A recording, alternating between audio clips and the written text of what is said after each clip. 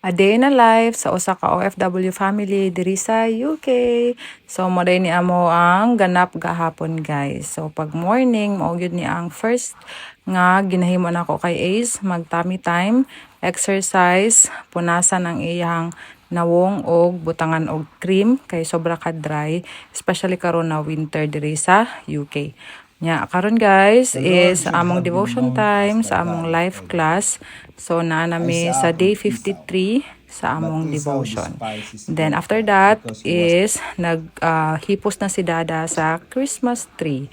So mo nang among simple Christmas tree nga maupod among Christmas tree next year para tipid. Siguro i-upgrade lang namo ang mga lightings, ang mga i-decorate para mabago naman po diyang itsura next year. And then after that is nagkaon nami unya mo ni among sudan, tinapa og nagpaprito ko og itlog kay Dada. Then mo na ni ang sitwasyon diri sa amo ang sala, gi-change na ni Dada ang location sa TV. Unya after that guys, wala na siya ni andar. Ambot lang na ay naano siguro sa iyahang connection.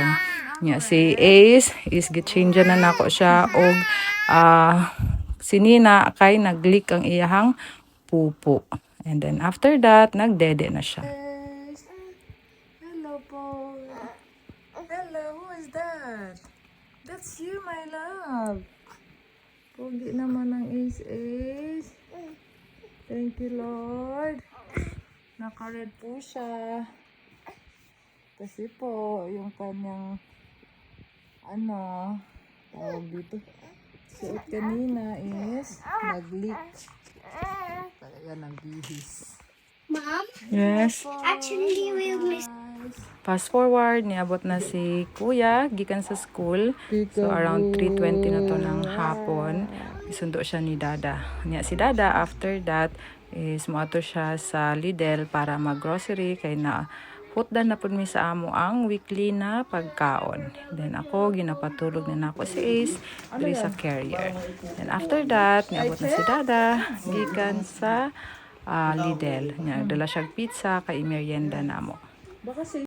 Ani hapon mi ang among sudan is murag tinola. Sabaw na manok kay lami ang sabaw karon kay sobra ka tugnaw diri sa UK. Then fast forward na pod gabi na bedtime routine na ni Kuya. So mag-toothbrush, maghilamos, mag-change og pangtulog, and then mag-eat na og vitamins niya. So mo na yung vitamins, mga kuan tawag ani gummy. So mo na ang vitamins diri. Anya si Ace tulog paghihapon sa iyahang carrier. Pero na nako ni siya para na siya makamata. Then ikuha na nako siya sa carrier kay para makamata na siya kay unsang oras na around 8 o'clock or 7 o'clock na niya sa gabi para makatulog pud siya unya.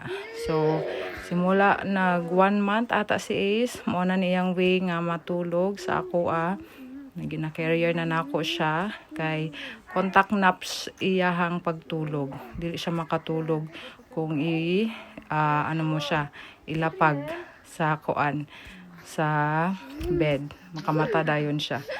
So ko para makatulog pud og dugay, i-carrier na lang nako siya.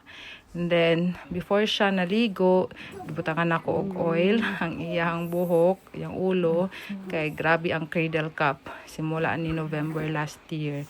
Nagnipis na yang buhok kay kung matanggal ang cradle cap, natanggal pud ang tawag ang iyahang buhok mo nang nagnipis. Before bedtime mo na mga sa banding fast forward matulog na mi. Co-sleeping di ay mini Ace. Salamat sa pagtanaw. God bless.